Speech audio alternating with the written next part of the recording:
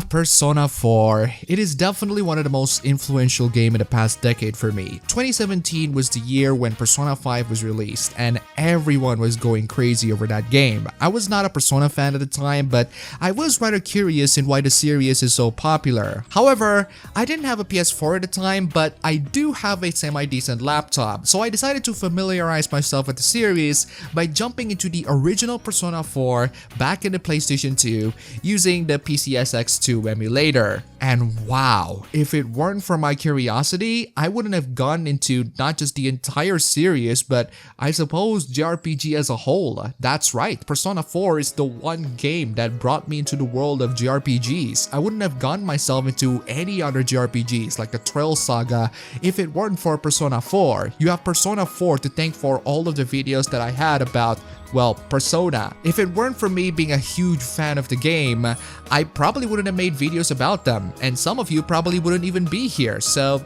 hey, considering that the golden version is out on PC right now, why not talk about it? So let's talk about Persona 4, one of the most influential games in the last decade for me, my favorite game in the Persona series, and also one of my favorite games of all time.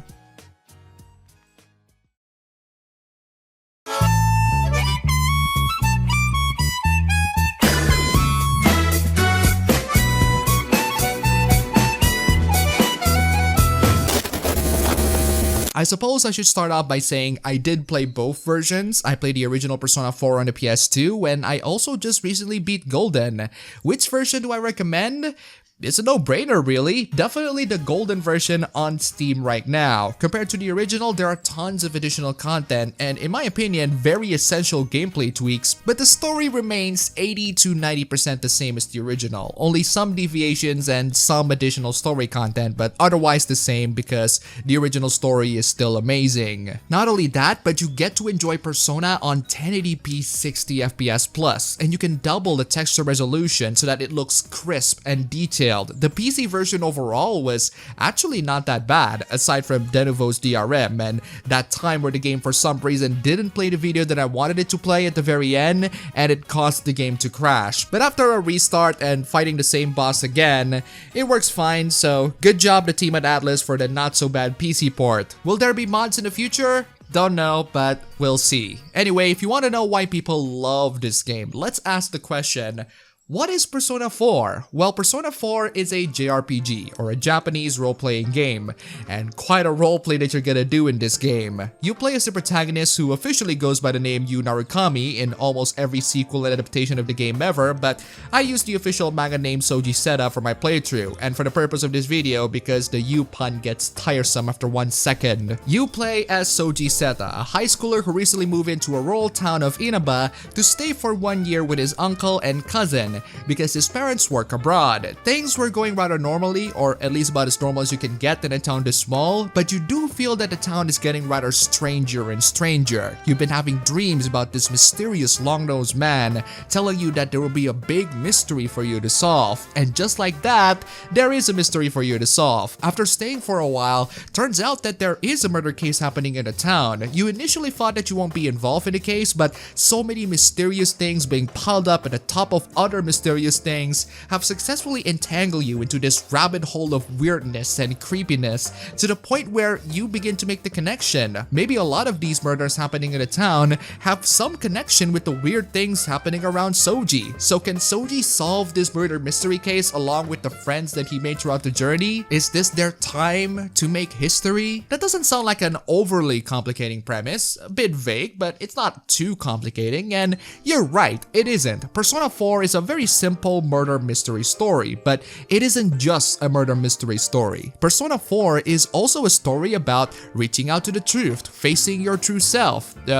Insert soundtrack lyric here. What I'm saying is, Persona 4 is a murder mystery story that involves a rather scathing coming-of-age personal journey of pretty much almost all of the major characters involved in the game. It's not just the characters trying to solve the murder mystery that's been happening in the town, but it's also about the characters trying to solve the mystery of themselves. It's about the characters trying to figure out who they are, what their problems are, and how they can confront them. A major plot point about Persona 4 is confronting your own shadow in the game's TV world, a side of you that represents a darker, sinister, but also brutally honest version of you. That side exists within you whether you like it or not. It's a representation of your darkest inner thoughts. The more and more you deny the existence of this side, the more and more it becomes powerful and consumes you and your psyche. The only way for you to truly beat them is if you accept the fact that the shadow is actually a part of you, a side of you that truly exists within yourself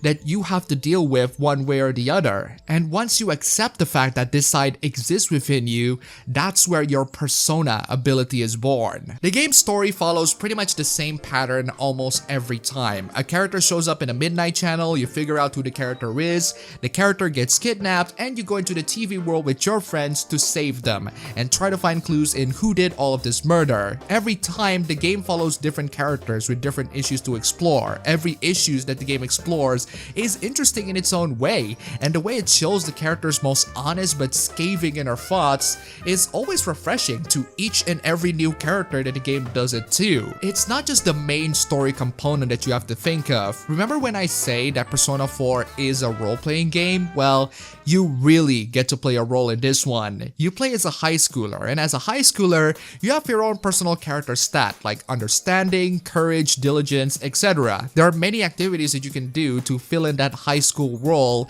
and improve their respective character stat, like studying, reading books, part-time job at a daycare, eating a load of ramen. Some activities are even restricted if you don't have a good enough character stat, such as the many social links in the game, which allows you to deepen the bond between the characters, to the point of even romancing some of them if you so desire. And yes, you have to determine what your character is going to do in the game all day, every day, right after school, and right at the evening for the most part. It is the closest thing that you can get to an anime high school simulator, and in a lot of ways, this is one of the mechanics that make Persona very unique compared to any other JRPGs. Unfortunately, the high school life sim part of Persona is one of the things I really have to give a huge caution to people, because as fun as it is doing all of the things that you want to do in the game, if you're not very careful, you probably won't even see all of the content that it offers. Actually, scratch that. I highly recommend people who just started Persona 4 Golden to have a walkthrough that tells you what you should do in a per day-to-day basis, so that you can efficiently maximize the stats, all of the available social links, and also the numerous side quests that are basically just either fetch quests or riddle games. That walkthrough would also be very convenient for all of the pop quizzes and exam questions in the game, which consists of questions that you might or might not know the answer to. The reason why I advise you to do this is because there are some story content that you might miss if you don't efficiently maximize your stats and social links. Some of the social links in the game are actually very well hidden, to the point where you might even get through the game without even encountering them. Some social link progresses are straight up blocked unless if you enter a certain date in the story or have a certain amount of stat, as I said before. So please have a day-to-day walkthrough on hand. They have officially spread out the social links and the stat gaining activities so that you will end the game with all of the social links at max and all of the stats at max for future playthroughs if you so desire. The activities themselves are pretty cool and interesting. It's kind of weird that eating ramen in the rain somehow boosts a lot of your stats, but the rest of the activities like reading or sports actually contribute into the betterment of your character stat. The social links for not just your fellow investigation teammates but also your fellow schoolmates are also very interesting too. They delve into the usual high school issues that youths have, particularly and rather annoyingly relationships. Beyond that high school social links, you also face issues within your own family and also the issues of other people and families. A lot of these issues are the things that make them human and the things that makes us human. That's the thing about Persona 4 that I really love and why a lot of people love it.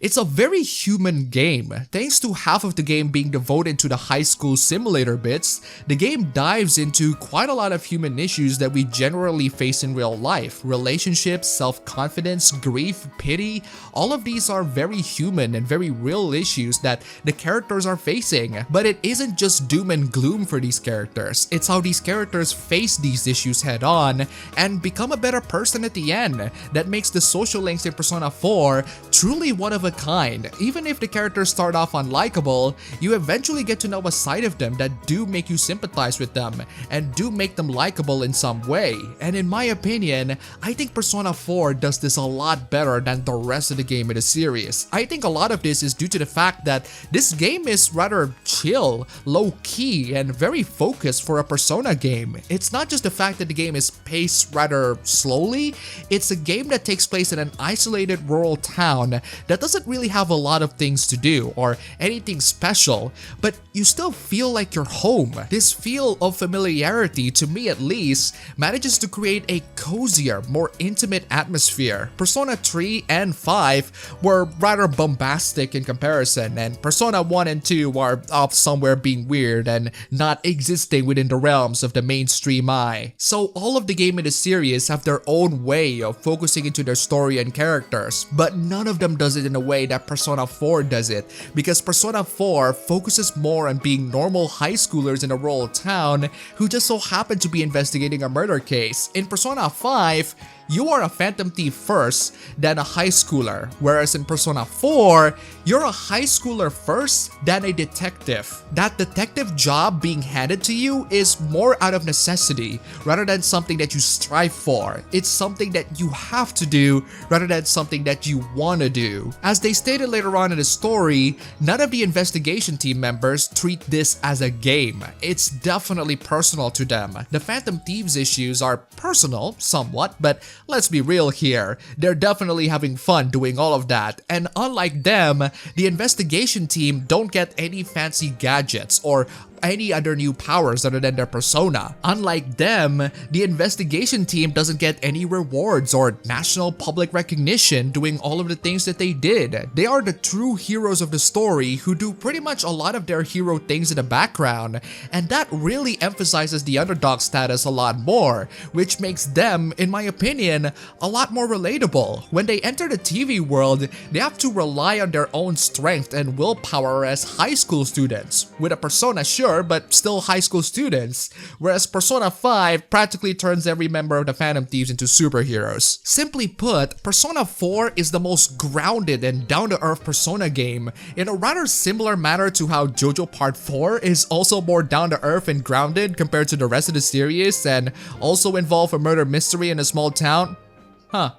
Maybe that's why Part 4 is my favorite. Pretty much most of the story content around Persona 4 is centered on the stories of the high school life of the characters and the story of the murder mystery. The first 3 games, being a Shin Megami Tensei game, focuses more on the dark fantasy elements. Persona 5 focuses more on being the very popular Phantom Thieves for the mainstream crowd. Persona 4 focuses more on being a high schooler who just so happened to be investigating a murder mystery out of necessity. The TV world, the metaverse, the shadows, the demons, all of the SMT stuff are still there, but they are more of a bridge for the main story rather than the actual focus of the story itself. And because the story is more high school coming of age story rather than a dark fantasy story, it manages to explore the characters more intimately and make them a lot more authentic and real.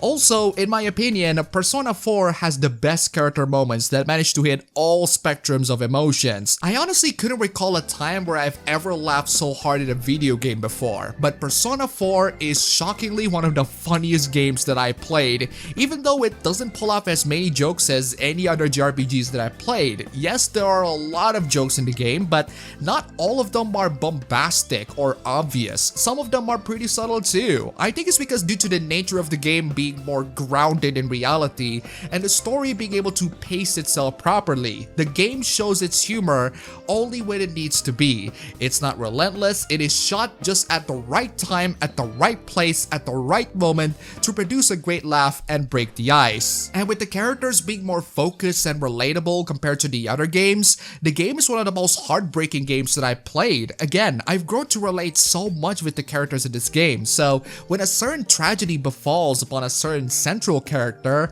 I do feel the torment and the struggle. I do feel the sadness. I do feel the guilt in not being able to do more. The very last few parts of Nanako's social link straight up puts me into tears, even as I was playing just this week, and shockingly enough, it's not even Nanako who was the sad one. The Hangman social link with Saki's younger brother is also very heartbreaking, even if it takes a while for you to get. Even Teddy, the annoying comic relief character, has his own tear-jerking moments as well. You know a game is good when it makes you to cry towards the annoying comic relief character. So to sum up, in terms of story, What else can I say? Persona 4 is the best in the business. It's a very basic, very grounded, down-to-earth, and very well-written story about a coming-of-age drama and also a murder mystery. It's a story that focuses more on the high school life aspect than the actual JRPG demon hunting or shadow hunting in the metaverse aspect. The characters are down-to-earth and relatable.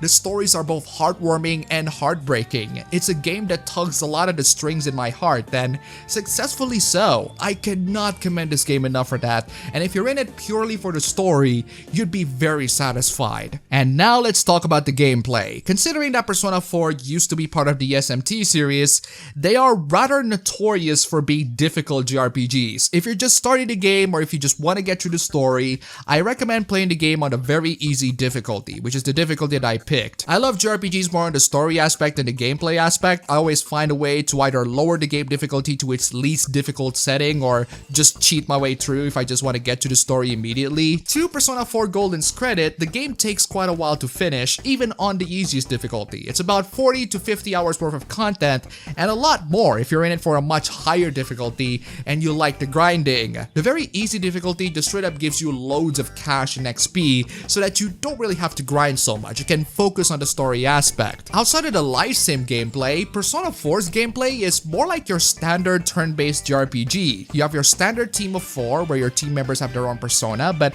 because you are the protagonist, you have the ability to switch between different types of personas. These personas can be received during battle or can be combined into different personas in the Velvet Room. I myself have collected all of the personas with the exception of one that you have to get in New Game Plus. All of that fusing wouldn't be possible if I don't have a lot of money, so if you're in it for the fusing game and you don't want to grind too much, lower that difficulty so that you can get tons and tons more money quickly. The thing about Persona is that the series is well known for its story, characters, and life sim gameplay rather than, the actual JRPG gameplay. Why? Because, well, it's just good. It's not bad or anything, it's just good, but not as amazing as the story, the music, the characters, all of that. The game starts off quite tough as you don't really have a lot of means to recharge your SP other than sodas, which you have to buy and refill every week. The game does get easier as you go on, especially when you have the ability to recharge your SP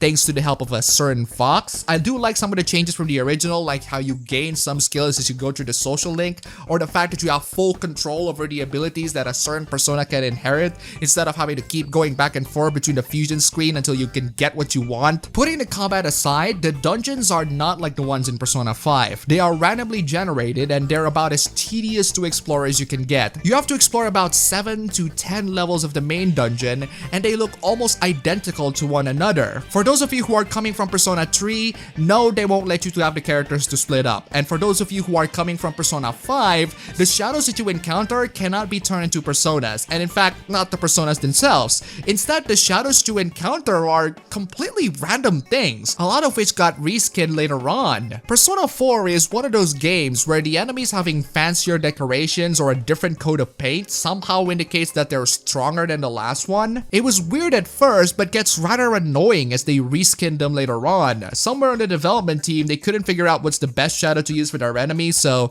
they just reskinned them. Persona 5 has the clever idea of using the personas as the enemies, and maybe have the ability to negotiate with them. Persona 4 didn't get the memo, or they didn't have that memo, and you have to deal with the enemies like a tank, a white tank, and a pink tank that just came out of a birthday party, or something along those lines. The other thing that was straight up trash was navigation in general. In order for me to get out at night, I have to go out of the house and then use the sub-menu navigation to pick the location that I want. How about let me pick the location that I want when I'm inside the house? If I want to go to a shrine, I have to pick a shopping district first and then pick up the shrine. How about just let me pick up the shrine directly? Also, if I want to do a part-time job, just let me select the part-time job that I want to do from the sub-menu in my home, rather than having to go to the freaking bus stop at the shopping district every single time. I absolutely loathe the fact that you cannot save anywhere in the game. You can only save in specific locations. Not only that, but I hate the fact that some of the stat gaining activities have a luck-based mechanism on them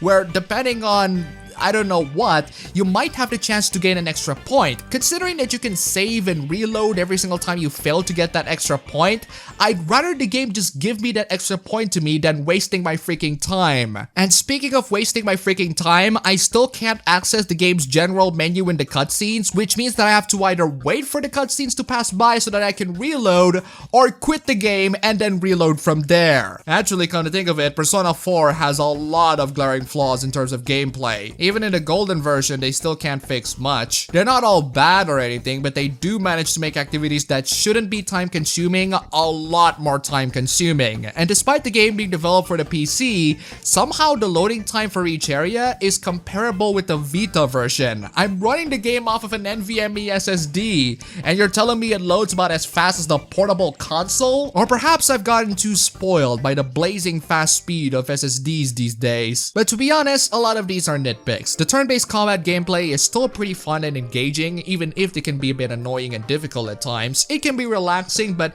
it can also be frustratingly difficult, especially if you don't know what's gonna come next. I've seen unfortunate casualties of even the normal difficulties, so if you don't want to be a part of that, then there's nothing wrong with either lowering the game down to very easy or just cheat your way through. The game is 70% story anyway. In conclusion, Persona 4 is a good game with an exceptional story. It's a story that still sticks to my memory even after years and years of playing it. It's a story filled with very memorable and relatable characters, taking place in a more focused, more realistic, and more down-to-earth setting compared to its previous or next game. It's one of my favorite games of all time, purely because of its funny, heartwarming, but also heartbreaking story that manages to tug my heartstrings. It's very difficult for JRPGs, let alone video games in general in my opinion, to really top Persona 4's story. But sad to say this Persona 4, there are quite a lot of JRPGs that have surpassed you in terms of gameplay. If you have never experienced the Persona 4 story in your life, what's stopping you from doing so right now? The game is out on PC, it runs on any reasonably modern mid-range system, and it's about as good a chance as any to visit or revisit Inaba. It's about as good a chance as any to find out why people love the series so much and why I love the series so much.